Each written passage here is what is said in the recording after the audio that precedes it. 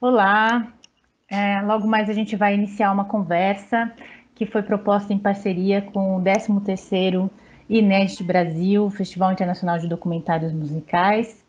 Esse ano a gente teve uma programação muito especial na plataforma do Sesc Digital, com 6 filmes do Penny Baker, 6 documentários, sendo um deles Don't Look Back, sobre o Bob Dylan. Os outros filmes, eles ficam ainda hoje, até o finzinho de hoje, ficam outros filmes, 4 curtas-metragens e mais um longa-metragem, e o Don't Look Back, em especial, ele vai ficar até o dia 27 de junho, então dá tempo, tem um tempinho a mais para assistir, vai até domingo, vocês podem se programar. Eu estou aqui com o diretor artístico do festival, Marcelo Alitti, que vai contar um pouquinho para a gente qual foi a proposta, o que a gente pensou para esse bate-papo. Oi, Alitti. Oi, Grazi, tudo bom? Muito obrigado aí pelo convite para a gente fazer em exclusiva no Sesc essa mostra e essa homenagem ao Penny Baker, e que para a gente é tão importante.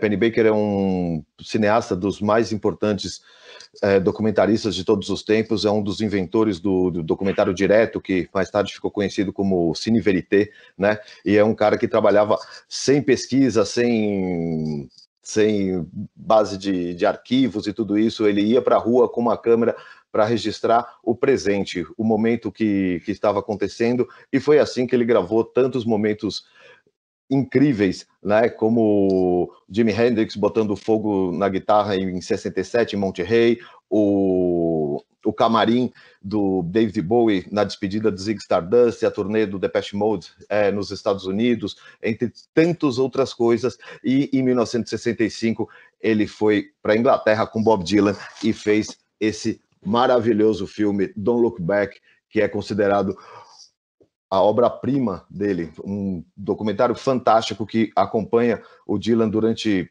toda essa turnê de 3 semanas na Inglaterra, e a gente realmente vê uma série de coisas muito interessantes. A que eu mais gosto é realmente a estranheza que tem entre o Dylan e a imprensa inglesa, que isso eu adoro. E para esse bate-papo, a gente chamou 3 figuras aqui que tem muito para falar do Bob Dylan e que, enfim, tem suas vivências, seu trabalho e suas, enfim, memórias afetivas também com a obra do Bob Dylan. O Marcelo Costa, do Screaming Yell, né, jornalista, o Fabrício Corsaletti, desculpa, Fabrício Corsaletti, poeta e escritor, e também a Sara de Oliveira, jornalista e apresentadora. Bem-vindas a todos eles, e a Sara também, a todos e toda. E, enfim, vamos começar falando um pouco de Bob Dylan. Sara, para você falar também, entre outras coisas, das suas vivências com Bob Dylan, enfim, todo mundo contar um pouco a sua vivência, as suas percepções e tudo que o Bob Dylan representa, não só na carreira, mas também na vida de todos vocês. Obrigada, Grazi, obrigada, Marcelo, pelo convite. Eu queria dizer que é uma honra estar aqui ao lado do Marcelo também e do Fabrício. Dizer que eu não sou jornalista, então, para mim, estar ao lado dessas 2 figuras que são muito importantes para a pesquisa musical brasileira é uma honra, porque, na verdade, eu sou apenas uma curiosa, né? Eu comecei aí porque gostava muito de música, menina, trabalhando na MTV, e antes na Rádio 89, que é a Rádio Rock. Fui entender a importância de Bob Dylan, porque meu pai ouvia Bob Dylan, mas eu não entendia direito depois de trabalhar com música, assim. E vai ser um prazer dividir com vocês as minhas memórias afetivas aqui, mas eu já começo dizendo que eu vou aprender mais do que falar. Vou ficar na escuta aqui. E queria só iniciar, que eu fiquei pensando como iniciar, né, para falar. Tenho várias coisas para contar, divertidinhas, assim. Já vi o Bob Dylan no palco, como vocês já devem ter visto, mas eu já vi ele na rua. Depois eu conto isso melhor. Mas eu queria falar uma coisa, que eu fiquei pensando, vindo para cá, para esse ao vivo aqui do Sesc, que é o seguinte: quando ele ganhou o Nobel da Paz, o Nobel de Literatura, desculpa, quando ele ganhou o Prêmio Nobel de Literatura, eu lembro direitinho a justificativa deles, que era o seguinte: por ele ter criado novos modos de produção poética no quadro da tradição da música americana. Eu achei isso tão lindo, porque quando ele começou com 17, não foi? E ele quebrou todos os padrões de poesia no rock and roll, né? Bom, legal, gente, estar aqui com vocês. Bom, primeiro eu vou dizer que eu não sou um especialista em música, como a Sara falou, eu sei que o Marcelo é, mas eu não sou. Eu sou só um apaixonado mesmo por Bob Dylan. E meu negócio é literatura, né? Eu sou escritor e mais leio do que ouço música. Mas isso que você falou do Nobel, né? Eu achei super legal, né? Não que o Nobel não signifique alguma coisa, mas para o Nobel significa, né? Dá para o Bob Dylan, né? O Marcelo falou uma coisa legal num texto uma vez que eu li, que ele falava que o Bob Dylan não precisa de você, ele falava para o leitor, mas você talvez precise muito do Bob Dylan, né? E no meu caso foi bem isso, assim, eu ouço há muito tempo e de maneira quase compulsiva, assim, ouço, fiquei anos ouvindo só Bob Dylan, nada mais. E então a minha relação com ele, assim, tem, tô falando do Nobel, né, tem tudo a ver com literatura mesmo, né, essa coisa da canção que tem no Brasil tão forte também, da letra de música como poesia, né, e não pensando naquela discussão velha já de se a letra de música pode ser um poema, né? Que as pessoas fazem aquele teste que eu acho muito, muito burro, assim, que é tira a melodia e vê se a letra resiste. Em geral não resiste, porque tem uma série de questões rítmicas assim que dependem da melodia, né? E não estou falando das letras do Bob Dylan, mas falando de letra de modo geral. Eu não acho que tem que tirar a melodia para ouvir as letras do Bob Dylan. Eu acho que aquilo está tudo casado, assim. Apesar de eu ser do mundo das letras, eu acho que é para ouvir com a voz dele, com tudo aquilo. Agora, os versos, assim, as imagens, depois quero falar mais disso, passar para o Marcelo, mas a riqueza literária mesmo das letras é um negócio impressionante, né? Extraordinário, assim. Acho que não tem nada, quase nada próximo disso, né? Vou passar para o Marcelo. Olha, eu concordo com vocês dois nessas experiências de vocês, assim. E é muito engraçado isso, né? Porque, tipo, eu tô nessa de Bob Dylan, mergulhado em Bob Dylan há 20 anos. Né? Uhum. Que não é nada.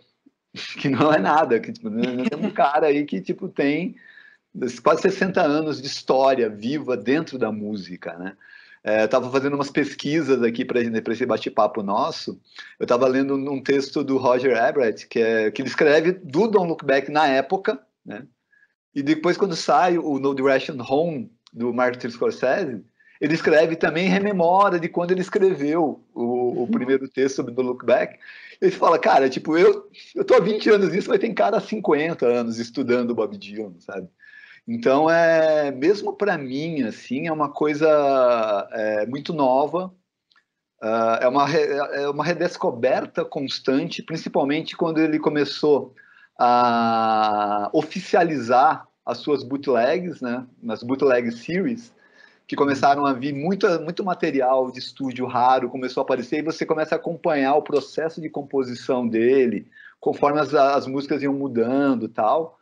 E você vai vendo que é uma coisa infindável, assim, é uma coisa que a gente vai, conforme a gente vai ouvindo, a gente vai descobrindo coisas novas, mas eu concordo muito com você nessa coisa da poesia da música ali, até porque a própria escrita, o romance, a poesia, você é muito mais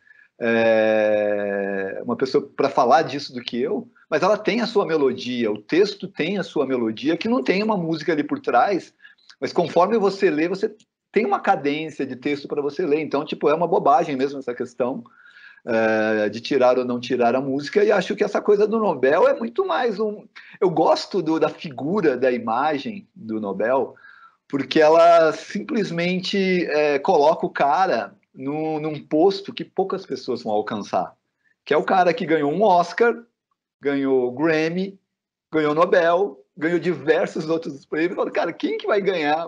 Quem vai ser um outro cara que tenha um texto tão forte, né? E que tenha... Nunca foi brincar, né? E que seja capaz de também fazer música para cinema. Tipo, ele consegue flutuar nessas áreas, assim. Fala, cara, quando que vai aparecer um outro que vai flutuar em todas essas áreas e vai ser tão reconhecido? Né? Eu acho isso sensacional. Vocês sabem que... Fabrício, eu falei especializado em música porque eu já li alguns textos seus, eu acho que sobre o Dylan. Então, talvez isso tenha ficado na minha memória, sabe? Mas eu super te acompanho. E por isso que eu falei, assim, especializado em Bob Dylan. Mas, olha, vocês sabem que eu fiz um especial sobre o Neil Young outro dia? E reza a lenda que quando o Bob Dylan... que eles super são amigos, e ele falava que no começo da carreira o Neil Young dizia que imitava o Bob Dylan, né? E eu acho eles muito diferentes como pessoas, assim. O Neil Young tem essa coisa mais ordinary, um cara comum, ele podia ser seu vizinho, né? Seu chapa ali. Vocês já viram esse novo... ele abriu todo o acervo dele, né? E daí tem essa... como é que chama? O Neil Young Archives, né? E daí ele faz uns vídeos caseiros no rancho dele, que a mulher dele, a Daryl Hannah, que faz os vídeos. E é muito legal, porque ele está tocando ali em casa, a voz sossegada, de repente tem ele lavando a mão. Aí ele olha para a câmera e fala assim, patrocinado pelo sabão e pela água. Aí você fala, quando que o Bob Dylan faria isso? Né? Porque o Bob Dylan ele estourou muito cedo. Então ele sempre teve essa estranheza, que eu acho que o Marcelo Alice falou no começo do documentário, mas ele é a própria estranheza com qualquer coisa, não só com a mídia. Né? Ele mente nas entrevistas, isso é maravilhoso. A pessoa pergunta X, ele responde Y, né? O Chronicles dele, os livros, ele faz a narrativa que ele quer, ele faz o arco narrativo que ele quer, e isso é muito maravilhoso. Então, eu acho que é porque tinha essa coisa meio, né? Já o Neil Young, não. Aí, para esse especial, estava fazendo uma pesquisa, eu vi uma entrevista não, eu li na biografia do Neil Young, ele falando que o Bob Dylan contou para ele que quando ele ouviu foi After the Gold Rush na rádio, ele ficou bravo e falou assim, isso sou eu. Ele ligou para o Neil Young e falou, mas isso sou eu. Eu acho isso muito... Eu lembrei disso agora por conta da poesia, porque são homens que fazem uma poesia muito, muito true, assim, né? Muito verdadeira, né? Exatamente. E é muito único isso, né? É uma coisa. Sim. Mas sabe que eu estava vendo só para falar bobagem, eu estava pesquisando umas coisas do Dylan outro dia, e que o Gil apresentou o Bob Dylan para o Belchior, no Rock in Rio. E falou, Bob Dylan, esse é o Bob Dylan brasileiro. E aí o Dylan falou, talvez eu seja o Belchior americano. É uma coisa muito cara dele, né? Que não sabe nunca... É o cara que está o tempo inteiro jogando com a própria identidade, né? Não tem estabilidade nenhuma, né? O tempo inteiro reinvenção em cima de reinvenção. Eu adoro essas histórias do Dylan, de como ele desconstrói esse personagem, assim, né? Tem aquela maravilhosa do Dave Grohl, né? Quando o Foo Fighters abriu uma sequência de shows do Dylan, e quando o Foo Fighters estava fazendo aquela temporada acústica, né? E o Dave Grohl falando, né? Tipo, acho que foi no Storytellers do Foo Fighters, ele falando, né? Ah, bacana, estamos abrindo e tal, assim. E, tipo, eu nunca cruzava ele, né? E aí um dia, né? Alguém chega em mim e fala assim, ó, o cara quer falar contigo, né? E aí ele fala, eu comecei a tremer, né? E aí eu chego ali, né? Chego lá e tá ele ali na penumbra, terno preto, calça preta, camisa preta, chapéu preto. Ele fala, very cool, né? E eu chego assim, oi, eu sou o Dave, né? Ele fala, legal, tal assim, né? Poxa, eu tava ouvindo aquela música que vocês têm tocado, não quer? E canta o refrão de Everlong. E aí fala, Everlong. Ele fala, muito boa, viu? Muito boa. E o Dave, né, desmonta. Ele desmonta, assim, cara, tipo... E ele fala, foi um papo muito rápido, assim, mas da maneira, ele fala assim, cara, ele chega assim, e na hora que eu olhei aquele cara, todo de preto, mega estiloso, tipo, eu falei, gente do céu, eu estou no paraíso, sabe? É uma coisa sensacional como ele tem esse poder, né? De desmontar as pessoas, né? É muito genial. Eu lembrei do filme I'm Not There. É muito genial, né? Sim. E tem isso também. Muito bom aquele filme, né? São quantos atores fazendo? Eu até anotei aqui, são 6, 7, né? São 6 que 7. interpretam essas diferentes facetas do Bob Dylan. É que são Então, 6, mas na verdade... mesmo. É que são 6, mas são 7 facetas, porque a menina... Kate Blanchett, ela faz 2, né? Okay. Então, tá. Então, não são 6 com ela, são 7 com ela, tá? Não, acho que são 6 atores fazendo 7 personagens, porque acho que ela faz 2. Ela faz 2, tá? Então são 7 facetas. Ela tá maravilhosa. Espetacular. Maravilhosa. É um filmaço mesmo, assim. É engraçado que ele falou desse filme, né? Ele falou, é um bom filme, mas eu não me vejo desse jeito, não sou nada disso. Cara, é muito engraçado. Não, né? Era só... Ele é muito engraçado, né? Muito esquisito, né? Ele tem uma história completamente absurda, que ele levou o neto na escola e levou um violão. E aí ele tocou violão para um monte de crianças, assim. As crianças começaram a chorar com medo daquele louco, né? Jura? Imagina, ser neto do Bob Dylan na escola, né? Cara, mas ele tem essas agora, coisas. a gente ele ouviu no ar Heart of Gold. Ele ouviu na rádio, ele ouviu Heart of Gold e ligou para o Neil Young falando assim, mas sou eu. Então, eu lembro dessa parte da biografia que o Neil Young até fala que ele começa a mudar o tom de voz dele cantar para tentar se distanciar do Dylan, porque ele começou a se sentir culpado, assim, cara, tipo, será que eu estou copiando? Sabe? E ele vai voltar a cantar como ele canta normalmente muito tempo depois, porque ele vou deixar disso, sabe? Vou deixar de encanar com isso e vou voltar a ser eu mesmo, assim. Mas isso é muito forte. Isso que você está falando é muito forte. Sim, é muito forte. Mas essa coisa de cópia, né? O Dylan é o último cara que pode reclamar disso, né? Ele copia todo mundo, ele rouba de todo mundo. Não, Tem aquele poeta, eu fui atrás de um cara, o Modern Times foi acusado de plágio, né? Era um poeta Henry Timrod, um poeta da Geórgia, acho, não lembro, do século XIX, um poeta totalmente de segunda linha, assim, esquecido. E ele roubou um monte de versos do cara, assim. A maior cara de pau. Aí foram reclamar para ele e falou assim, mas quem que estava lendo esse cara antes de eu copiar as coisas dele? O disco anterior ao Modern Times é o Love and Theft, né? Amor e Roubo, que é exatamente ele colocando, ele defendendo essa teoria num disco inteiro. Eu falei, gente, isso aqui, ó, eu amo essas coisas, eu tô roubando, mas não é que eu tô roubando, eu tô recriando, eu tô tirando essas coisas do disco e tô trazendo elas de novo para a mídia. Recontextualiza, né? Vira outra coisa e acrescenta. Mas também é uma coisa, eu li um texto do Alex Ross, e ele analisa o Time of Mind, de 97. E aí ele fala, olha, o processo de escrita que eu consigo ver mais frequente no Dylan é de pegar um verso, 2 versos de uma música muito, muito velha, assim, de 100 anos atrás, e aí ele vai trabalhando e faz enfim, verso em cima de verso, que é um processo de literatura oral, né? Sei lá, um repentista nordestino faz isso, né? Pega uma estrofe que está pronta e continua e tal. E é legal que esse disco de 97, o Alex Ross, ele observa que não tem nenhuma palavra que seja posterior a 1920. Todas as palavras são do século XIX. Então, por exemplo, bug, que poderia ser um bug, assim, de descer duna, no contexto é carroça. Então, ele vai ressignificando as palavras para puxar tudo para o século XIX.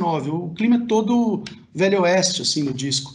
Isso, e não dá para perceber na primeira vez que você ouve, né? Parece que é uma coisa de agora, tal, mas ele puxou tudo para trás, assim, é muito estranho, né? Muito incrível, né? E é legal pensando que, tipo, com um disco como esse, que é um disco que ganhou Grammy, foi um disco que foi número 1 na Billboard, ou seja, tipo, ele tá levando toda essa discussão, tudo isso para o mainstream, né? É uma coisa extremamente absurda de se pensar e tão genial, né? Porque é fácil você pegar a rotina, o que está acontecendo agora, fácil entre aspas, né? Mas você lidar com a rotina, lidar com a moda do momento, com o estilo musical do momento e criar em cima daquilo. Ele pega coisas de 100 anos atrás, cria uma coisa nova e isso é extremamente reconhecido e vai ser número 1 nas paradas, as pessoas vão discutir, vão causar correntes de discussão. É genial demais. E eu adoro que nos shows ele canta fora... Ele faz versões completamente diferentes das versões originais. ele canta fora do tom, fora do ritmo, ele surpreende a banda ao vivo, as pessoas ficam bravas na plateia. Eu amo. Eu Muito bom. Eu já fui em 3 shows. Eu fui em Nova York, no Central Park, e fui em 2 aqui no Brasil, que foi o que ele fez no Via Funchal e o outro no Credit Card Hall. Isso. Inclusive, no do Credit Card Hall, a gente filmou e quase foi expulso, eu e meu irmão, Smith. Porque a gente começou a gravar. Eu já vou contar essa história do Mr. Tambourine Man, mas na hora que ele começou com o Mr. Tambourine Man, a gente começou a gravar, aí já tinha... Não pode fazer isso, né? Quer dizer, hoje, sei lá, no show dele não podia. Aí confiscaram o meu celular, eu falei, gente, eu vou ficar sem celular, vai sair na mídia amanhã, eu tô ferrada. Meu Deus, que desesperada. Aí me devolveram o celular depois. Mas, enfim, o que eu ia falar é que eu estava no show em Nova York e eu tinha um senhor muito fanático por Bob Dylan do meu lado, assim, na frente, assim, né? Na muvuca. E ele tava muito bravo com o Bob Dylan, gente. Eu nunca vou esquecer. Ele tava bravo. A cada música que o Bob Dylan começava, ele não conseguia reconhecer qual era a música. E ele ficava possesso. E eu me divertia com aquilo. Foi uma diversão à parte para aquele senhor no show, assim. E eu sei que isso acontece com frequência com as pessoas. Já eu acho isso o máximo. Eu acho isso genial. Eu acho que ele realmente não quer as pessoas acompanhando no refrão. Certo?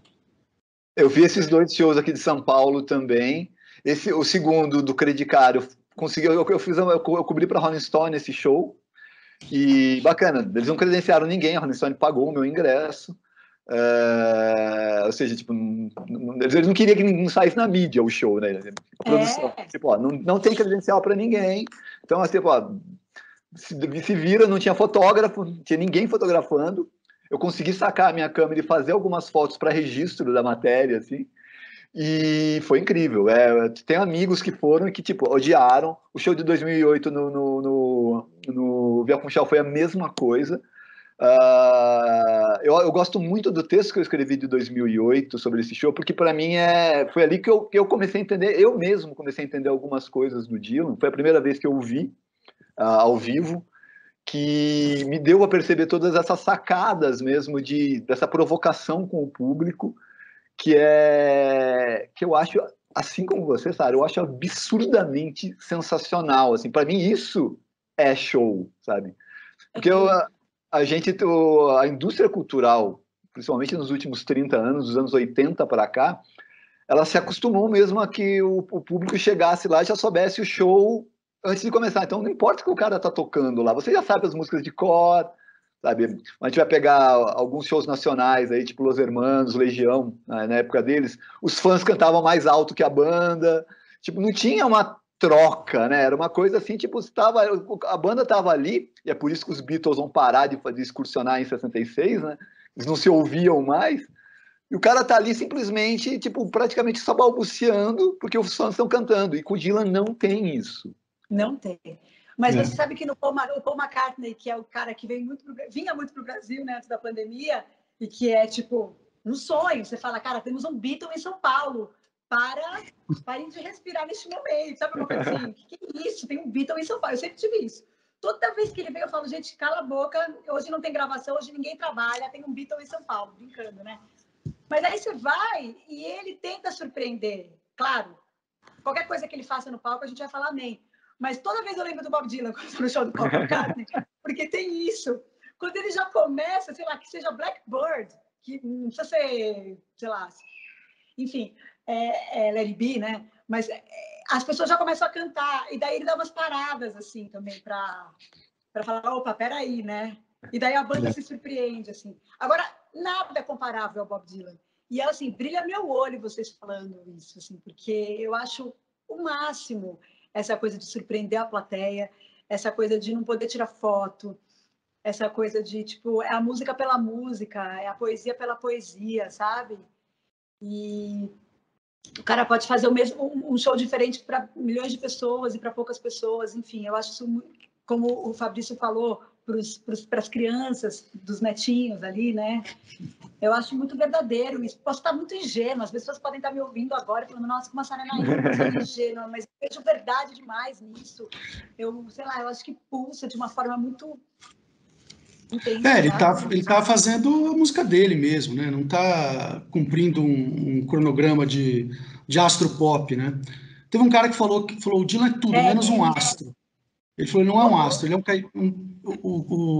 tem um crítico que falou, ele não é um astro pop, ele é um caixeiro viajante musical.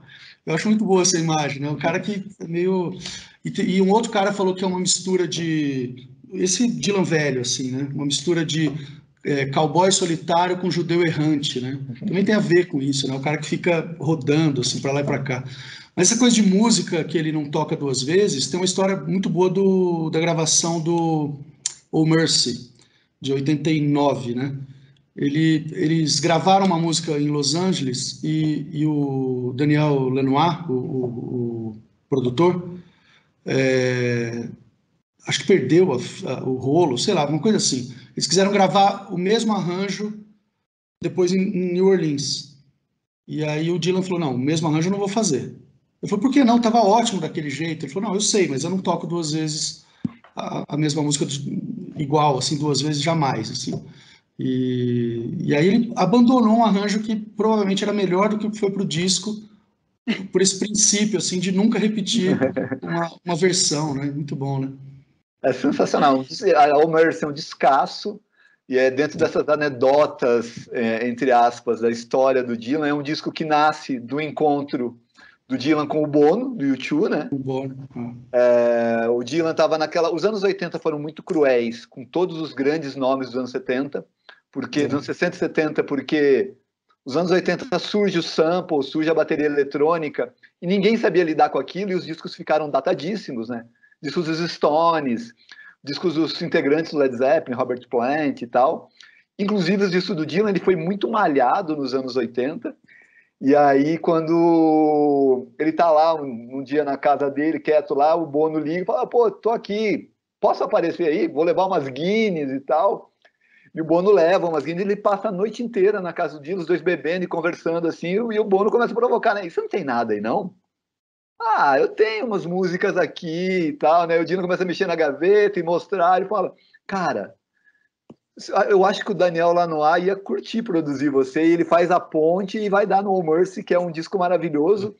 O Daniel Lanois vai produzir o Time também, né? E é genial que, tipo, são dois discos icônicos do Dylan, só que, tipo, por mais que o disco seja icônico, a imprensa louvou, todo mundo elogiou, ele não vai trabalhar com o cara depois de novo.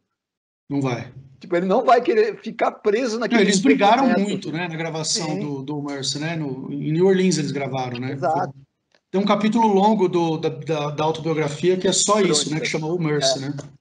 Porque é isso, ele não, tipo, bacana, o resultado foi ótimo, o cara conseguiu extrair de mim uma coisa genial e tal, mas eu não quero passar por isso de novo, não, vou fazer outra coisa aqui e tal, ou seja, se não quer se prender, bacana, vocês estão falando que isso é bom, eu acho que eu posso fazer outras coisas boas sozinho, sabe? E grava as coisas na garagem dele, né, cara? É sensacional. É uma coisa meio inédita. A gente estava falando desse jeito dele, assim, né? Mas eu tenho uma história que é o seguinte: o Smir Filho, meu irmão, que é cineasta, ele usou o Mr. Tambourine Man para o filme Os Famosos e os Doentes da Morte. E, assim, a história é de um garoto no interior do Sul que vê a vida através da internet e o sonho dele é ir a um show do Bob Dylan. Então, o primeiro contato dele com Dylan é Mr. Tambourine Man. Ele tinha que ter essa música. E a gente achava que não ia conseguir. E achava que não ia conseguir. Bom, conseguimos. Mas ele teve que ler o roteiro. E eu nunca vou esquecer quando chegou a assinatura dele, a autorização na produtora. Eu queria enquadrar o meu irmão. Porque tem isso, assim, você acha que o empresário isso aqui? Não, ele faz questão, demorou, porque ele leu, ele autoriza. Isso eu acho legal, vocês podem ver, ele autoriza várias coisas, mais que muitos artistas, inclusive, e nem é absurdo que... eu estava vendo até uma matéria outro dia sobre Mad Men, a série maravilhosa, e tem a trilha muito rápida de Revolver, que o Dom, ele ouve o Revolver pela primeira vez, psicodélico, ele fica maluco, publicitário. Aquilo custou mais do que a série inteira, são 15 segundos, tal.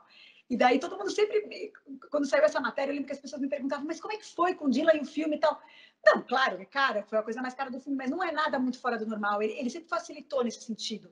o que ele tem que fazer é ler antes. Então, eu acho muito legal contar esse bastidor, porque realmente, de fato, ele lê, ele não assina qualquer coisa. E isso é muito interessante, porque ele podia ser esse loucão que a gente está falando aqui, mas peronomútil, né? Acho que ele escolhe algumas coisas, sei lá, para ele ele falar, então tá.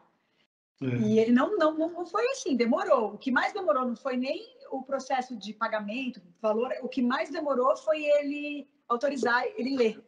E isso para mim foi muito incrível, assim. Dizem que ele... Desculpa. Não, desculpa, fala aí.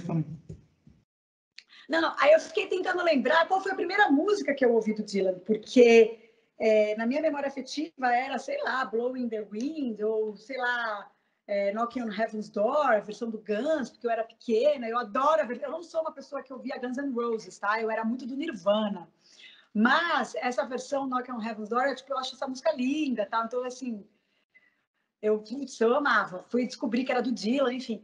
Mas a primeira música que eu ouvi do Dylan, que eu lembro do meu pai ouvindo, era de Desire, o Sarah. Que é demais, é linda demais. E que é legal que não é um hit, assim, que demais isso. E eu lembro, daí ele falava, Sarah, mas eu lembro muito dele cantando para mim isso, assim. Só que eu não sabia que era do Bob Dylan. É isso que eu queria contar para vocês. E que é uma música confessional dele, né? Ficou na minha memória, ali meu pai cantando uma música, sei lá. Aí, depois de mais velha, quando eu fui entender a importância de Bob Dylan, eu vi a importância do Desire, eu falei, gente, Sarah é do Bob Dylan, não é do Eric Clapton, sei lá, entendeu? Aí eu falei, foi uma descoberta para mim isso. E Sarah é uma música que entrou de última hora, né, no disco. E entrar aquela Abandoned Love, que é linda também. Ele tirou e colocou essa. Esse disco é lindo, gente. Esse disco é lindo. Eu encontrei o Bob Dylan na rua, gente. Onde você encontrou ele na rua? Conta pra gente isso. Olha o que aconteceu. Quando que foi o último show dele aqui mesmo? O ano? 2014, 2015? Acho eu que fui em 2007. Acho que foi 2015, porque eu estava grávida. Olha só. Eu fui no show. Ele fez 2 shows. Eu fui no show num dia. E daí tinha saído uma matéria do JB Medeiros falando que encontrou com ele no Rio. Eu lembro dessa matéria. Eu também lembro. Você lembra, Fabrício? E daí tem aquela coisa que ele sempre caminha, né? Reza a lenda. Tudo em relação ao Bob Dylan, a frase é reza a lenda que. Três pontinhos. Então, reza a lenda que ele caminha em todas as cidades que ele faz show. E nananã. Então eu falei, bom, tudo bem. Li a matéria do JB, que o JB encontrou com ele em Copacabana, caminhando, de gorro, com jaqueta. Super calor. Puta calor, né? Oi. Aí eu assim, gente, que incrível, né? Aí pediu para tirar foto com ele, ele fica bravo, ele não gosta, tal, mas enfim, aquilo ficou marcado na minha cabeça, foi uma semana antes do show em São Paulo. Aí ele fez o show em São Paulo, no primeiro dia eu fui no show, no segundo dia eu estava indo com a Fê Thompson, com a Fernanda Thompson, que é a minha melhor amiga, a gente estava indo numa peça de um amigo de teatro. Aí a gente estava na Maria Lisboa para pegar 9 de julho. Aí de repente eu vejo um cara de boina e jaqueta preta andando. Aí eu, Fê, é o Bob Dylan. Ela, que Bob Dylan? Eu, Fê, é o Bob Dylan. Ela, não é o Bob Dylan. Fala, é o Bob Dylan, eu tô te falando. Ela, na loucura, gente, pegou o carro, entrou no posto, aquele posto de esquina da Maria Lisboa com a 9 de julho aqui em São Paulo. Ela quase atropelou o Bob Dylan. Ela fez assim, ó. Aí o Bob Dylan assustou. Aí eu, Bob. Não, ela fez, Bob. Aí eu, we love you. Aí ele me viu, assim, a gente abaixou o vidro com barrigão. Ele olhou e ele fez assim. Aí veio o segurança dele que estava lá atrás, correndo. Aí viu que eram 2 mulheres que a gente não ia fazer nada. Ele ficou meio bravo com a gente, porque, pô, ele levou um susto. Aí a gente, sorry. Aí eu tremia, aí eu peguei o meu celular, e no celular que não era... enfim, fiz a foto. Lembro que postei, saiu até nos lugares, uma foto tremida. Ele assim, fez assim por segurança. Aí ele olhou pra gente e falou assim, posso ir? Que boa essa história, hein? Carro na frente. Gente, é um absurdo o que a gente fez. É tipo, vocês quase sequestraram o Bob Dylan. Atropelou o Bob Dylan. Entendeu? Uma grávida louca. E daí eu assim, só que assim, quando ele falou Can I Go? should I go, sei lá o que ele falou, shall I go, a gente não tirou o carro, a gente não deu a ré, sacou? A gente ficou sem ação, porque ele encarou a gente, ele não falava muito, ele, tava ele ficou meio atônito, ao mesmo tempo meio que afronta, ele ficou meio bravo. Aí ele desviou, os frentistas vieram, foi uma confusão, assim, ele desviou de todo mundo e foi embora, atravessou a 9 de julho sossegado. E fiquei assim, tipo, foi embora. E o segurança, tipo, olhou pra gente e continuou. Eu falei, meu, ele deve dar um trabalho para esse segurança. Nossa, muito. Eu lembro que no show de São Paulo, no show do Via Funchal, né, uma garota tenta, né? Uma garota invade o palco e chega, né, a fotografar não, perto do, ele tava nesse show de São Paulo, ele mais tocou teclado do que Eu guitarra. tava nesse show. Então, na resenha que tem no Screen, inclusive a minha esposa, ela fotografou a hora que o segurança tá tirando a menina, e é um brutamontes, e o cara tá meio rindo, porque a menina tá com os braços assim, e eu lembro que tipo, na hora que ela sobe, ela consegue subir pela lateral do palco, corre, e para, do mesmo jeito que você deve ter parado, ele só faz assim com a mão, e ela fica parada, e tipo, não consegue chegar, e ele fica olhando, para ele, deve ser uma coisa mais, desde os anos 60, né, que ele vai parar de fazer shows ali logo depois da turnê do Don't Look Back, exatamente porque a coisa começou a ficar muito perigosa, né, por causa dos shows elétricos, todo mundo xingando eles, e ele vai dar, até hoje não se sabe se é a desculpa do acidente de moto, para tirar o time de campo, né, e ficar lá 8 anos sem fazer shows, grandes shows, porque estava ficando perigoso. Eu fiz essa coisa, nesse texto eu fiz essa ponte, falei, gente, deve ser a coisa mais comum para ele, as pessoas se jogarem na frente dele, como vocês tentaram quase atropelar ele ali, porque é o Dylan. Não, porque é o seguinte, gente, se você chama ele, ele não vai olhar. Entende?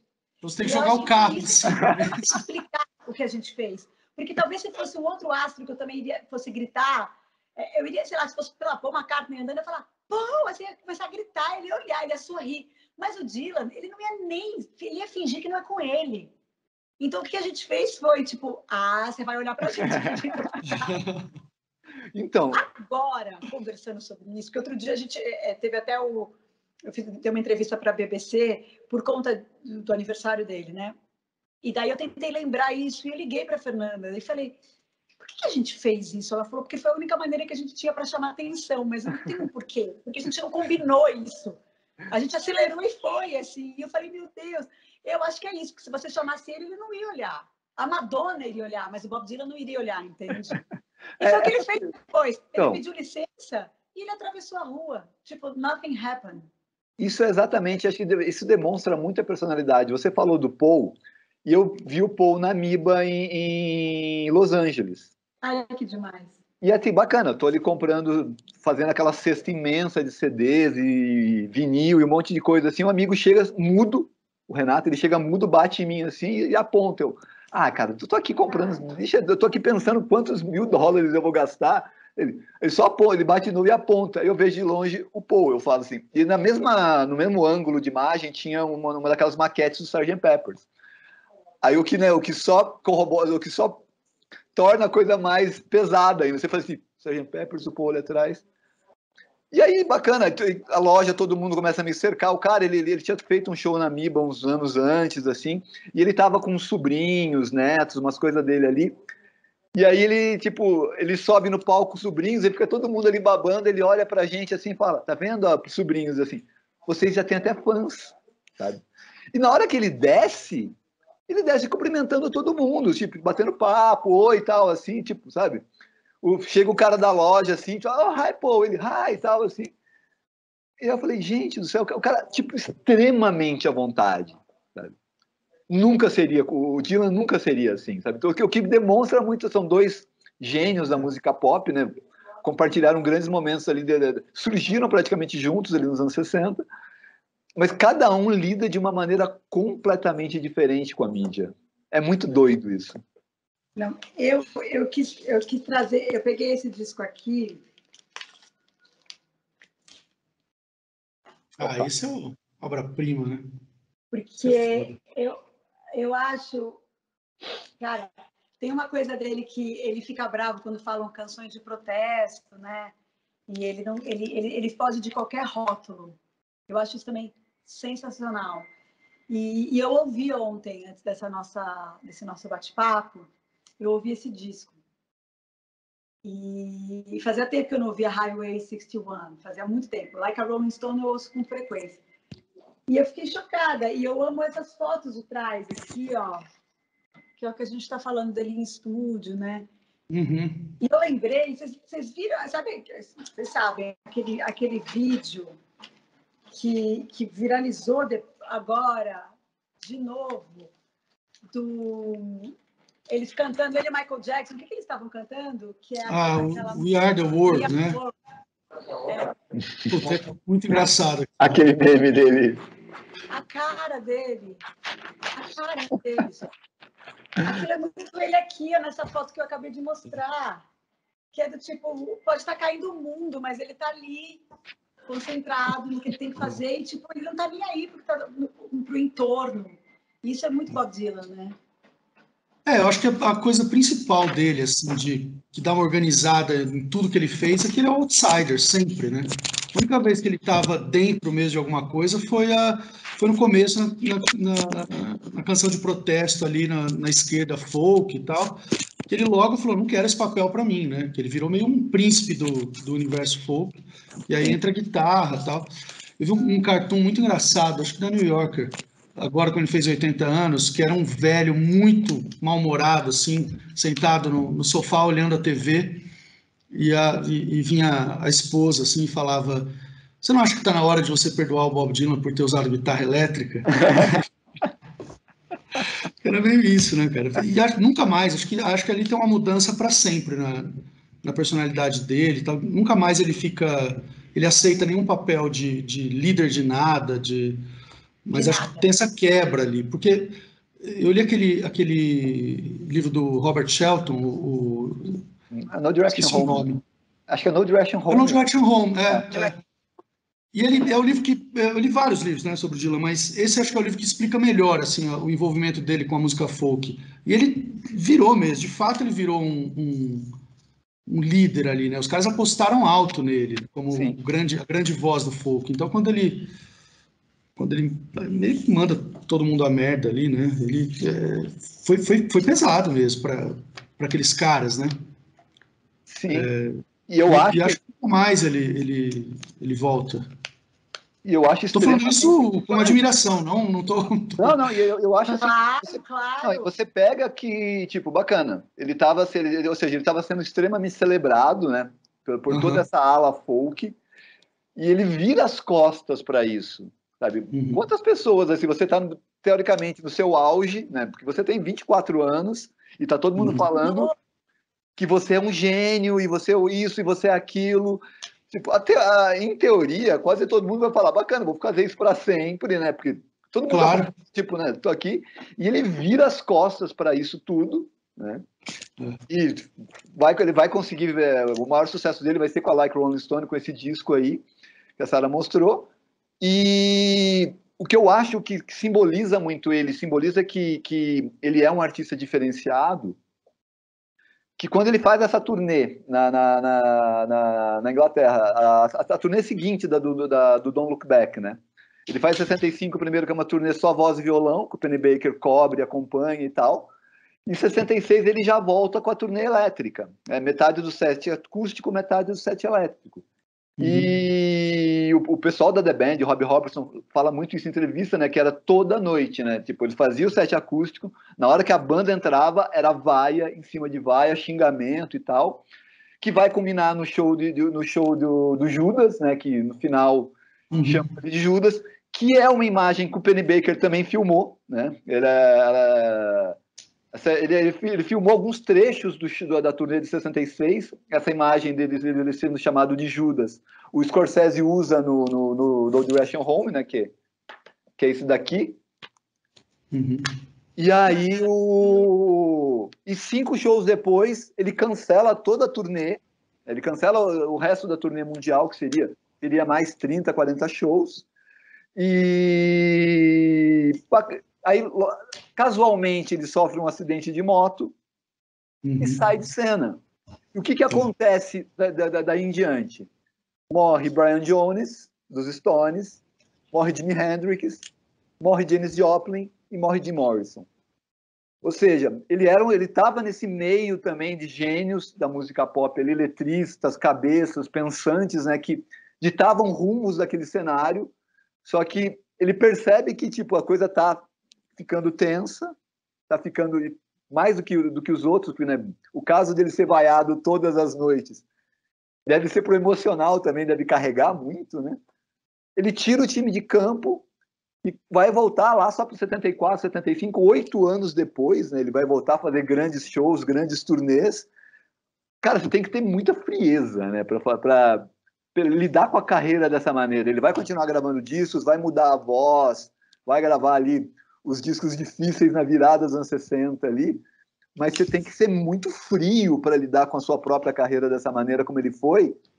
E se ele está aqui hoje, foi porque ele conseguiu dar essa parada, porque eu não sei se ele estaria. É muito corajoso, né? Muito corajoso. Eu acho que esse rompimento com o universo folk, depois tudo acho que ficou meio fácil para ele, né? Porque quando ele para e vai para o Woodstock, depois do Blonde on Blonde, o disco seguinte é o Joe Wesley Hard, né? Que é um disco de música country, né? Que é uma coisa que estava totalmente fora de moda. As letras são muito estranhas perto do que ele fazia, né? Isso aí que eu vi Santo Agostinho, né? Tem uma letra que é isso, começa assim, né? Então, e aí muda, depois vai mudando uma atrás da outra, né? Aí já é o Rolling Thunder, né? 74, 75, que é o Blonde the Tracks e o Desire, né? Exatamente. E a virada seguinte é religiosa, né? Que as pessoas ficaram loucas com mais louca. Ainda tem isso, gente.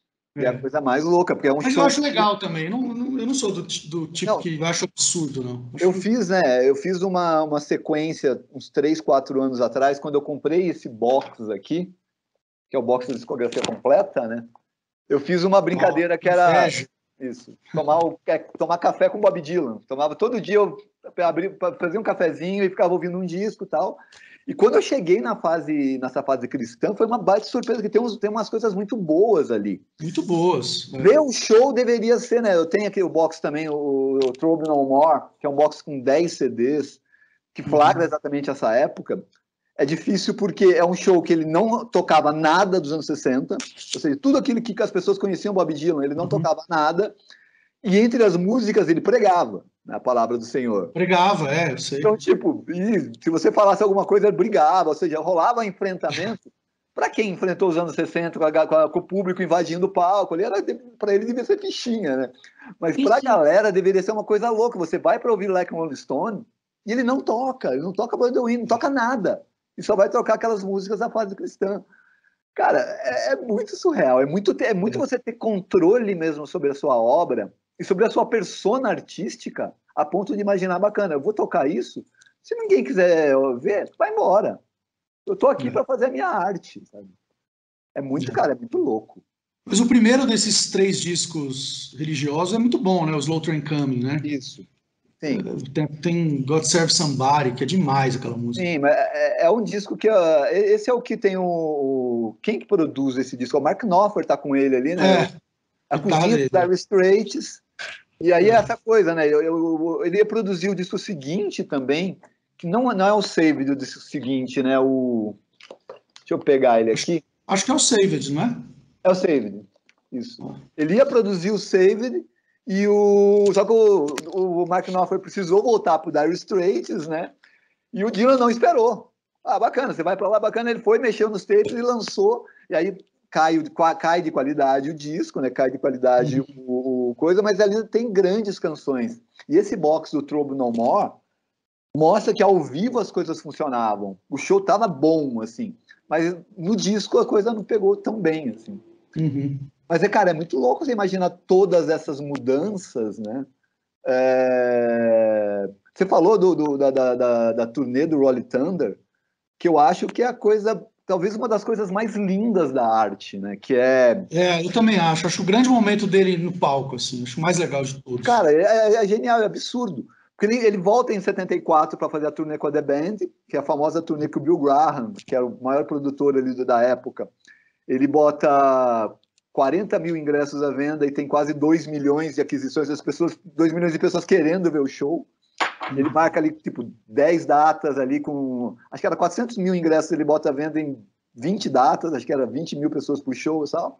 E tem 2 milhões de pessoas querendo ver o show.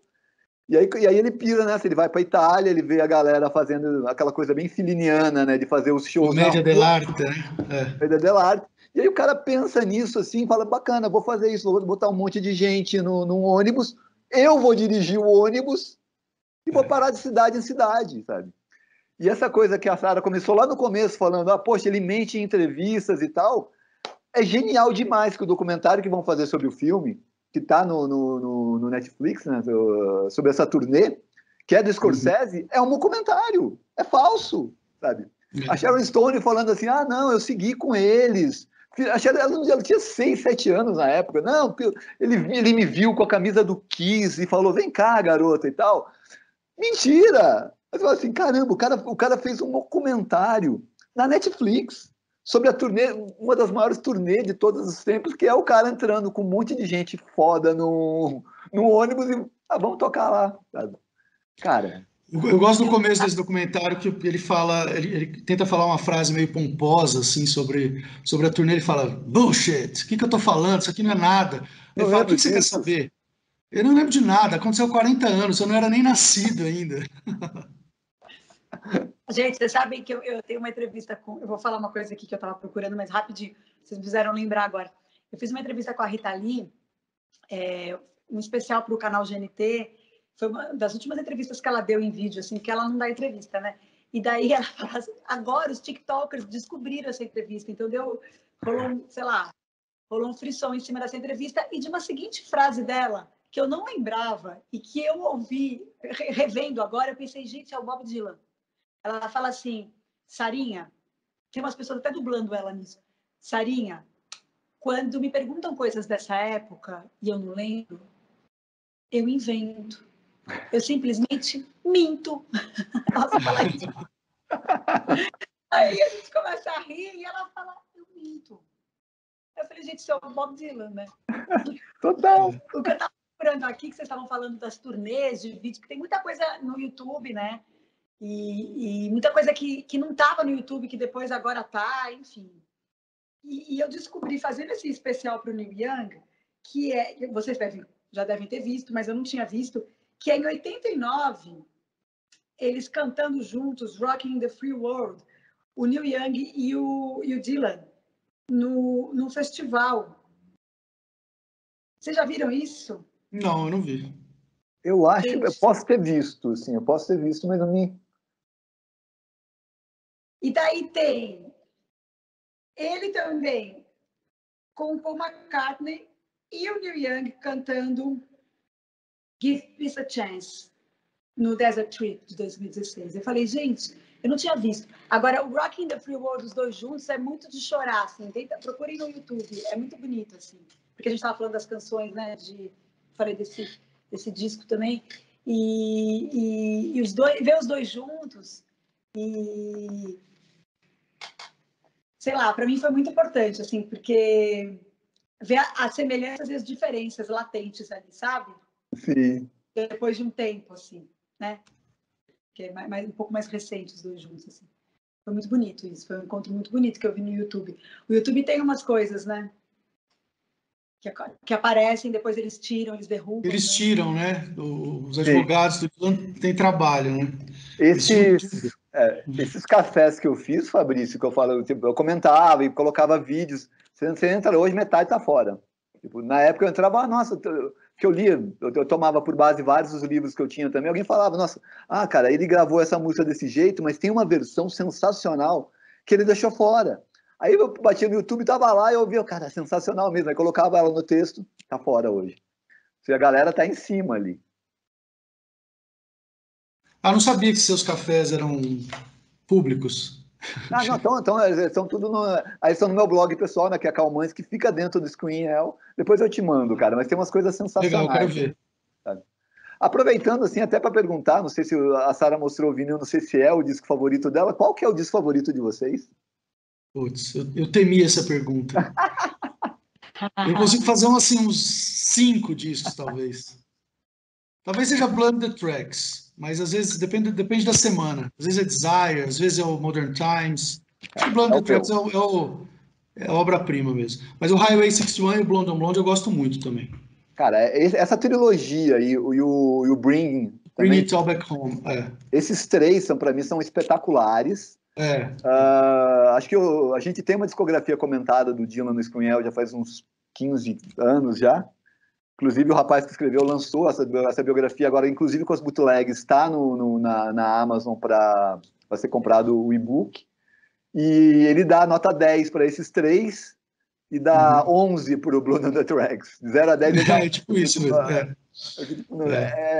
Eu acho, tipo, assim, o auge de poesia, auge de letra e música, o Blood on the Tracks, para mim, é espetacular. É o meu favorito. Mas essa coisa de 11, dar 11 pro Blunted Tracks, eu lembrei de uma história que quando o Leonard Cohen morreu, saiu um texto na Piauí, e era uma história que o Leonard Cohen ia, o Dylan contando. Não, o Dylan contou que quando o Cohen morreu, é isso. E aí o Dylan queria mostrar uma fazenda que ele tinha comprado para o Cohen. E aí eles no carro, assim, estrada de terra, acho.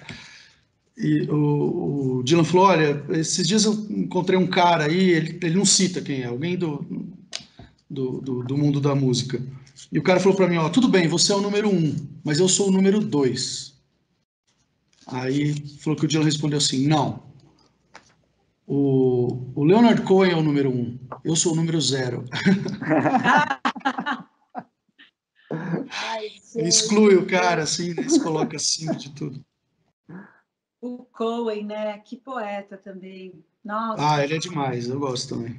Tem uma história dos dois sensacional, né? Que é a história que eles se encontram começo dos anos 80, e o Cohen meio inseguro, né? Meio inseguro, assim.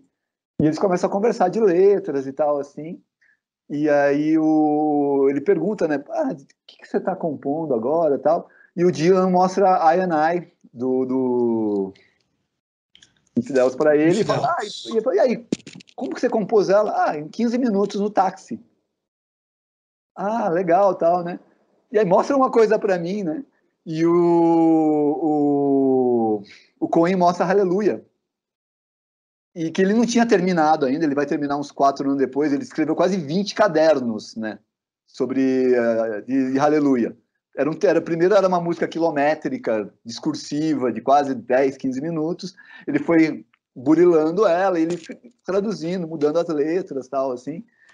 E aí o Dylan perguntou para ele: aí, nossa, cara, que linda, tal, né? E ele tinha uma dúvida no refrão, que o Dylan falou: eu prefiro esse refrão aqui do que esse, tal, né?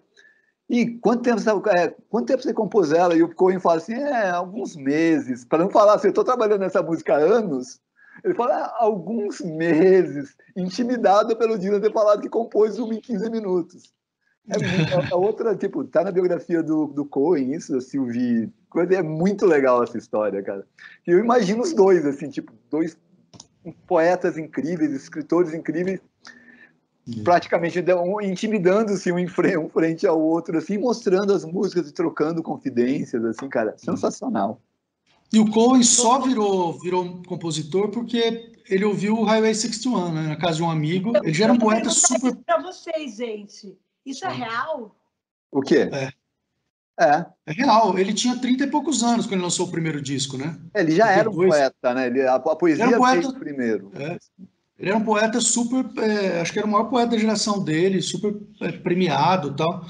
E tinha escrito aquele Beautiful Losers, que é um puta romance difícil, tal, todo inventivo, meio James Joyce, assim. E aí ele ouve o Highway 61 e fala: bom, dá para fazer isso, então eu quero também, né? Vou pegar um violão. Não, ele acabou virando o poeta da dor, né? Que fala de dor na música como ninguém, por causa desse disco. Eu ia perguntar se era disso mesmo. Vocês sabem que vocês estão falando de passagens aí, eu lembrei da biografia do Elton John, não sei se vocês leram. Essa eu não li. Não li. Nossa, é uma delícia, você lê rapidinho, assim. E tem uma passagem da biografia que ele diz que teve questões muito sérias com drogas, né? E daí, no auge da loucura dele, assim. Ele estava numa festa na casa dele, que dava muitas festas. E daí estava, acho que George Harrison, enfim. E daí estava ali, não sei o quê. Aí disse que o Bob Dylan chamou ele para um canto e falou assim: tá demais. É melhor você parar. Você passou do ponto. Aí ele escreveu assim na biografia: gente, se o Bob Dylan me chamou num canto e falou, tá demais, é melhor você parar, e foi embora. Ele falou, vim aqui para a festa para falar isso para você, passou do ponto. Tchau, você tá demais. Aí ele falou, aí que eu fiquei com medo de morrer. Eu achei isso tão simbólico, porque eu falei, gente, é o Dylan. O Dylan, ele é icônico mesmo. Ele é isso, ele deixa o Elton John, pode estar loucão, mas dá um lampejo de lucidez no Elton John, né? Por segundos, porque é ele que chegou. Ele deixa o Cohen sem graça, ele deixa, não é? Ele tem uma coisa que a figura dele é muito forte. Ele é o cara que vai apresentar as drogas para os Beatles e que, né? Os Beatles vão entrar na fase psicodélica ali por causa do Dylan, sabe? Tipo, o John vai querer compor coisas acústicas por causa do Dylan, né? Então, tipo, é um cara que vai influenciar os Beatles. Esse é o nível, sabe? É muito, muito, muito. Não, é muito poderoso, né? Mas tem uma história engraçada também da Scarlett Johansson contando quando ela foi gravar o clipe do Modern Times, né? When the Deal Goes Down. E aí ela falou que o Dylan simplesmente ignorou ela. Foi na gravação. Aí chegou uma hora, ele olhou para ela e falou assim: você é a garota do clipe, né? Ela sou. Aí foi embora. Ela falou que ele ainda deu uma babada nela. Ela falou, ai, que bom, o Bob Dylan babou em mim. Então. Fabrício, essa foto atrás de você. É o próprio. É a capa do Joe Wesley, não, do Nashville Skyline. Então, mas o que eu ia falar, é uma foto rara dele sorrindo. E é um sorriso, né? É um sorriso muito de satisfação. É raro ver uma foto dele assim, sorrindo de satisfação. É o momento casamento feliz dele, né? Rolou isso, né? Ele estava casado, pai de família. Vida no campo. Vida no campo. Mas eu vi outro dia, as pessoas comentam tudo dele, né? Qualquer gesto. E tinha um crítico reclamando desse sorriso, dessa capa, que ele falou, que sorriso mais caipira, o cara falava. Maravilhoso. Mas é um disco caipira, cara. O cara não pode dar uma risada, vai ser adjetivada, né? Mas, cara, é o peso de ser Bob Dylan. É claro. É o peso de ser Dylan, né, cara? Qualquer coisa que ele faz, as pessoas vão teorizar, vão pensar. É incrível. E eu sempre acho que pode não ser verdade. Tipo, isso do Elton John, eu fico assim, será que ele sonhou? Será que é verdade? A gente nunca vai saber. Cara, não dá, né? Não, tem uns encontros que a gente fica com dúvida mesmo. Será que rolou? Será que, tipo... Essa história do Cohen, eu acredito que foi o Cohen contando. E é meio, né? Por mais que Hallelujah, né, seja essa obra-prima, essa coisa espetacular na carreira dele, mas é uma coisa, né? Eu tô ali com ele, o cara fala que compôs uma música em 15 minutos, e eu tô trabalhando nessa aqui há 5, 6 anos, já escrevi 20 cadernos dela, sabe? Tipo, gente, por que eu não desisto, sabe? Então, eu acredito mais por causa do tipo, é o Cohen falando ali. A do Dave Grohl também, é ele contando a história, assim. Porque também você não vê... Não, é verdade, eu sei que eu sei que é verdade, eu acho que também é verdade do Elton John, mas tudo que envolve Bob Dylan eu penso 2 vezes, assim. Mas a minha história é Mas verdade. o quê? Não entendi. Eu não entendi. A minha história é verdade, eu fiz foto, tá na internet. Não, a sua história é a melhor de todas que a gente contou. Você quase sequestrou o Bob Dylan, quase matou o Bob Dylan. Imagina, a apresentadora brasileira atropela Bob Dylan. Você ia entrar para a história mundial. Imagina. Ele ficou tão bravo. Tão bravo. E depois os frentistas vieram. Qual foi, moça? Qual foi? Que isso? O que aconteceu aqui? A gente levou uma bronca dos frentistas. Claro que levamos, tá? Tem razão. Completamente... Nossa, completamente... O que ele causa, né? ele causa isso, assim. Você fica sem limites, assim, você fica, né? Mas nesse show anterior do Via Funchal, a Malu Magalhães tinha levado, né? Ela com 15 anos levou um presente para ele, pensando que ia conseguir chegar no camarim para entregar, mas na época eu pensei, falei, gente, é um cara que está aqui tocando para pessoas de 50, 60, 70 e tem uma garota de 15 completamente apaixonada pela música dele. Então, tipo, ou seja, esse arco, né, de flutuar por essas gerações Nossa. é incrível. É incrível, gente. Eu vejo os meus sobrinhos que estão começando a entender de música, adolescentes, assim. Ainda não pegou meus filhos. Engraçado que Beatles pega muito a molecada, né? Porque Beatles é uma coisa infantil, assim, né? Então, tipo, A primeira fase. E também acho que pega, assim, sei lá, Black Sabbath, Led Zeppelin, por causa dos Avengers, que estão na trilha. Sim. Então, o meu pequeno canta Iron Man, ele fez 5 anos agora, então, tipo, uau, é demais. Mas é uma coisa que pega mesmo eles, assim. E o Bob Dylan, não. Ainda não. O Bob Dylan, ele pega mais os adolescentes, eu acho, que é a galera que começa a tocar, a galera que começa, né, a entender quem influenciou quem. Aí é uma outra relação com a música, né? Sim. Uma outra relação com a música. Que tem a ver com o que a gente falou no começo de tudo aqui desse bate-papo, que é a poesia, né? Que é a desconstrução, né?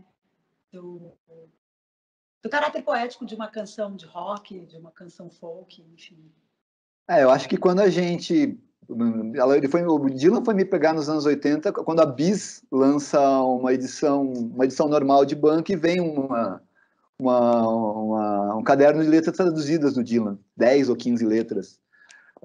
Eu, 14, 15 anos, interior de São Paulo, assim, aquilo ali me pirou, porque o Dylan nos anos 80 não era tão atrativo musicalmente, ele estava bastante datado, bastante afastado da mídia ali, os discos não eram tão bons, e estava o rock nacional explodindo, né, tal. E aí, eu fanático ali por Legião, Titãs com as letras do Arnaldo, né, bem fanático por letras, e aí eu pego as letras do Dylan e falo, uou! É isso aqui? Impressionante, né? Tipo, de uma e aí eu começo a olhar, sabe? Então, tipo, ou seja, acho que tem muito esse caráter mesmo de não pegar muitas crianças, porque é uma coisa mais discursiva, tem complexo, né? É difícil mesmo, às vezes. Tem né? refrão, mas quando você para ouvir e para entender aquilo, principalmente na juventude, que a gente tende a analisar o mundo, a querer um mundo melhor, a pensar em coisas assim positivas, você pega geralmente a gente cai nessa primeira fase dele do folk, né? É a porta de entrada ali para muita gente. Você vai pegar aquelas letras e falar, cara, que coisa sensacional isso, que coisa sensacional esse homem. E eu adoro a voz dele. Eu também adoro. Eu amo Até hoje, viu, gente? Até hoje eu gosto. Eu brigo quando alguém reclama da voz dele. Eu falo, não. É tipo Chico Buarque, as pessoas reclamam da voz do Chico Buarque. Eu amo a voz do Chico Buarque também. Eu acho que as versões eu gosto mais dele cantando do que as outras pessoas, sabe? Assim. Eu também. Porque parece que o cara sabe o que ele está cantando, né? Cada palavra tem o peso certo ali, né? Às vezes tem versões de outras pessoas que dão uma banalizada, assim, né? Sim. Facilitam, né? Na verdade, Mas essa coisa dele mudar os arranjos. Eu não tenho isso com todo mundo, não. Porque, por exemplo, as músicas de Tom Jobim, nossa, maestro maior, assim. Tem umas versões do Caetano Veloso que eu falo, nossa, como que ele consegue? Entendeu? Agora, é engraçado que com o Chico Buarque e com o Bob Dylan, eu gosto deles, com aquela voz esquisita, com as vozes esquisitas, sabe?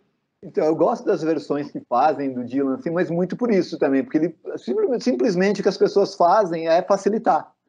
Tipo, né, o Dylan tem essa coisa de dificultar, mudar as letras, mudar o tom. É isso, por isso que é característico. Ou seja, ele tem essa coisa de provocar você a pensar, a interpretar aquela música novamente. Enquanto os artistas tendem a ir para o mínimo comum ali, né, fazer uma coisa mais básica, uma releitura. É exatamente isso. E facilitar. Né? É muito surreal essa coisa de você, do jeito que ele muda a entonação de tal palavra dentro da letra ali, aquela música já muda também a percepção que você vai ter sobre o personagem que ele está cantando ali. E a gente tem versões em português de músicas dele, né? Falei do Caetano agora. O Caetano Galindo, né? Traduziu. Ah, você está falando do cantado, né? Negro Amor é uma puta versão, né? Sim. Bonito Eu demais. acho Negro Amor um maluco. Eu tava até quieta aqui. Falei, não sei se os caras vão linchar. Eu acho. Não, eu adoro Negro Amor. E eu gosto daquele disco do Zé Ramalho. Eu não gosto muito das letras, assim, mas algumas são boas, Que o Zé Ramalho fez. mas os arranjos são muito legais, assim. É verdade, uma homenagem. Uma homenagem ao Dylan. Tem todas as músicas ali que ele fez, as versões dele, né? E tem umas que eu gosto. Agora, Negro Amor, a Gal cantando, eu acho uma loucura. Negro Amor é muito bom. Agora, nos 80 anos, o ECAD mandou um release assim, com as músicas mais tocadas do Dylan no Brasil, e nos últimos 5 anos, assim, as mais famosas, e das 15, metade, ou a maioria, é versão. A primeira é a Knock on Heaven's Door, na versão do Dylan mesmo, mas aí depois começa a Batendo na Porta do Céu, do Zé Ramalho. Você fala. Tanto que o Skank fez, né? O Chico Amaral fez uma versão de I Want You. Gente, fazer só um parênteses. Isso, para mim, é na minha memória afetiva, porque eu contei isso para o Samuel até. Quando eu era adolescente, pré-adolescente, eu ouvi tanto e eu fiquei muito feliz que eu reconheci que era uma versão do Dylan. E eu me achei, vocês não estão entendendo, eu falei, gente do céu, porque as minhas amigas naquela época não ouviam Bob Dylan. E eu falava, gente, tanto uma versão do Dylan, e eu descobri sozinha, não é que falou na rádio e tal. Uma bobeira. Mas isso aí ficou super marcado para mim. Eu adoro essa versão. Que tem essa coisa de facilitar para o público, assim, é muito legal. É lindo. O último disco é muito bom, né? Você gostou, Marcelo, do último disco? Gostei bastante. Eu também. Separei ele aqui, ó, tá aqui também. Você tem? A primeira letra é espetacular, né? Que é o I Contain Multitudes. Cara, muito bom. É aquela coisa de ele lançar um baita disco por década, né, cara? Tem sido desde, assim, acho que desde o Mercy, ainda que o Infidels ali seja do começo dos anos 80, mas é o Mercy, o Time, depois vem o Modern Times, dos anos 00, e esse vai ser o disco, né? Porque ele se embrenhou nessa coisa de jazz, né, das músicas antigas ali, lançou 5 discos, um triplo e mais 2, e aí ele vem com essa que foi uma surpresa danada. Não sei se eu esperava mais, viu? Uma coisa de material inédito dele. Putz, eu tava rezando, cara. Foi a única vez que as minhas preces foram atendidas. Assim. Eu tava morrendo de medo dele morrer com aqueles discos do Frank Sinatra lá. Eu até acho legal, eu gosto daquilo, não acho ruim, não. Eu amo porque tem participação da Fiona Apple também. Que eu acho uma coisa, que eu acho que essa característica excêntrica de Bob Dylan, eu amo a Fiona. Gente, o que é? Estamos aqui, ó. O que é esse disco novo? Ela e ele que lançaram esses 2 discos no ano passado. Eu falo, ela já começa com aquele piano no I Want You to Love, aquela música de abertura, que eu falo, gente do céu, ela é demais. Agora, ela tem essa característica Bob Dylan, né? Ela é excêntrica, ela não vai nas premiações, e ela depois fala, não é que eu não fui nas premiações porque eu estou querendo dar uma de superior, eu simplesmente passo mal. Eu adoro isso. Eu simplesmente passo mal. Eu não dou entrevista, não é porque eu não quero ser rude com entrevista, eu simplesmente passo mal, não é para mim. Então é isso, assim. Aí ela podia lançar esse disco que ela lançou agora em qualquer época da vida, que seria lindo, mas ela vai lá e lança na pandemia, o que torna tudo muito mais bonito, mais forte, mais potente, assim. Eu acho uma loucura esse disco novo dela. E o disco dele tem a participação dela. Você falou que começa com I Contain... Como é que fala? I Contain Multitudes, né? Multitudes, né? Multitude. É linda. Que é o verso do Walt Whitman, né? Esse verso. Linda. Eu gosto, isso que você falou da Fiona me lembra muito o comecinho aqui dessa biografia do Howard. É ótimo essa biografia. Que ele começa, né, falando do show do Madison Square Garden de 91, né, dos 30 anos, e ele começa exatamente o Dylan, tipo, andando por Manhattan como se fosse um mendigo, né? Ele para num bar ali, ele vai em tal lugar, assim, ele fala com outro cara que, tipo, ele relembra umas coisas assim, até chegar no lugar, e ele é homenageado, mas ele, tipo, capaz que as pessoas barrem ele de entrar, Tão largado que ele tá. Tipo, não é um tipo bacana, uma homenagem para mim, assim, vai ter tá todo mundo aqui, né? Tom Petty, George Harrison, tudo aquela Neil Young, todo mundo ali para tocar as minhas coisas e fazer essa homenagem, mas tipo, o cara vai largado, vai tipo, bacana. Tô indo do jeito que eu saí de casa, assim, tô indo para lá. Cara, é muito desconstrução, sabe? Acho que para essa sociedade que a gente vive, em que tudo é mercadoria, né? Se você posta uma coisa no Instagram, uma coisa assim, tipo, todo mundo tá prestando atenção no que você tá fazendo, a roupa que você tá vestindo. Um artista não pode ir na praia, que tipo, alguém vai fotografar e falar, olha lá, engordou, emagreceu e tal.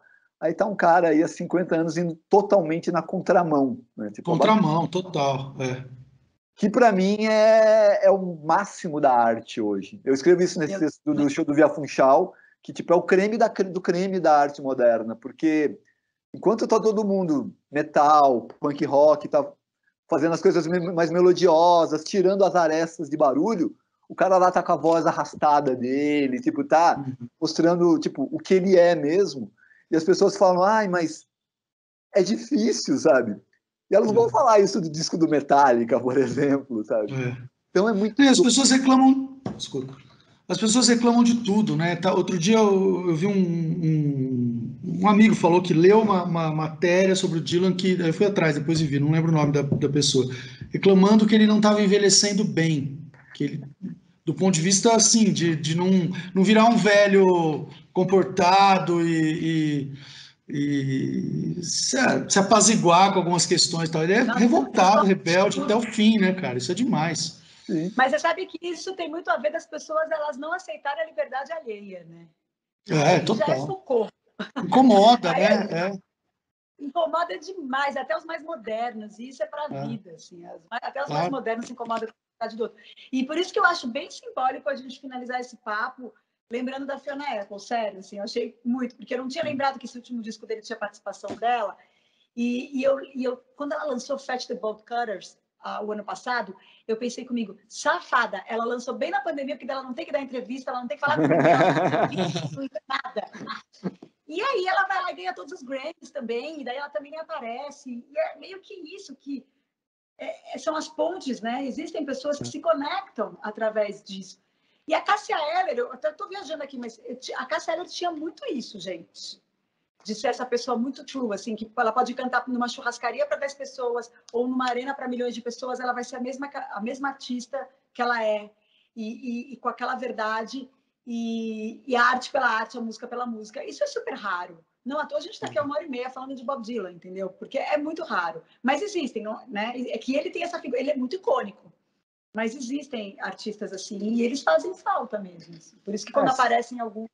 São os artistas verdadeiros, são os artistas que eles não têm uma roupa de artista, né? Que muita gente fala isso do Renato Russo, né? Que é essa coisa, apesar de você vai pro palco com a roupa que você tá na rua, isso quer dizer que, tipo, bacana, você não delimita, né? Você fez o show e saiu do show, você tá carregando tudo aquilo. Tem gente que se fantasia, o Elton John, que você já citou, ele tinha essas coisas de usar aquelas roupas, mas na hora que ele tirava toda aquela parafernália, ele voltava a ser o Elton John, o Robert, né, eu acho que é o nome dele, né? Ele voltava a ser a pessoa comum. Esses artistas, Cássia Eller, Renato Russo, Fiona Apple, Dylan, eles são eternamente artistas. Eles estão vivendo aquele personagem. Eu lembrei de um documentário do Cohen, em que, não lembro qual artista, mas é um canadense também, que ele está na casa do Cohen com a filha, com a Martha Wainwright, e tá ali conversando e tal, e o Cohen desce de samba canção, camiseta assim, e tal, assim, dá um oi para todo mundo, assim, o cara olha, assim, bacana tal, e daqui a pouco ele volta de terno, chapéu, assim, ele olha e fala assim, tipo, nossa, esse é o Leonard Cohen, sabe? Que seja, era a roupa dele, era a vestimenta de artista dele, não era coisa de pessoa comum, sabe? Então, esses artistas que têm que não delimitam, eles tendem a ser muito intensos, muito verdadeiros. E eu acho que é isso. Fiona Apple, Dylan estão nesse patamar de artistas verdadeiros. Legal. Mas aí é para uma outra discussão, porque daí você vai ver em Mato Grosso nu e cru, sem nada, e você quase morre, cai para trás. Porque é uma força da natureza. Gente, a pessoa vai fazer 80 anos em agosto. É uma afronta da natureza, eu acho. Eu acho uma loucura, assim. E ele é uma pessoa que subverte o Instagram, por exemplo. Já estamos indo para outro papo, mas ele subverte. Ele vai lá, ele tira a foto desfocada da florzinha e, de repente, ele tira a foto, uma selfie dele sem camisa, com aquele corpo, e, de repente, ele vai tirar uma foto que ele vai tomar vacina e ele está ali sexy, só sendo ele já está militando, não precisa nem ser Jesus. É só ele fazer assim, ó, sexy, até na hora de tomar vacina, que você fala, meu... Cara, as novas gerações devem muito a essa pessoa existir, assim. É muito bonito isso também, né? Muito interessante essa coisa do artista, quando ele é muito icônico, né? Cada um na sua maneira, assim. Muito, muito. Eu acho que a gente tem um papo, hein? Acho que a gente pode encerrar. E eu, só antes de encerrar, queria te perguntar uma coisa, Fabrício. Você não tem um livro que você ia lançar com poesias que fala do Dylan ou não? Como se fosse o Dylan? Me conta. Então, no ano passado eu escrevi um livro de sonetos que se passa a partir de um sonho que eu tive. Isso está explicado no livro. Mas são 56 sonetos de um livro supostamente escrito pelo Bob Dylan no começo dos anos 2000, num autoexílio que ele foi parar em Buenos Aires. O sonho que eu tive era que o Dylan que a gente conhece é um clone, um avatar do Dylan. O verdadeiro Dylan está exilado há 50 anos em Buenos Aires, morando lá pacatamente e tal. E aí eu escrevi sob esse ponto de vista. Assim. Vai sair pela Companhia das Letras, chama Engenheiro Fantasma. Vai sair em outubro, acho. O Engenheiro Fantasma. Engenheiro Fantasma, que é o nome de uma música do Dylan que ele não usou. Era um título de uma música do Highway 61 que ele jogou fora, roubei dele. Arrasou. Já quero ler. E os seus textos do Dylan, eles estão disponíveis onde, Marcelo?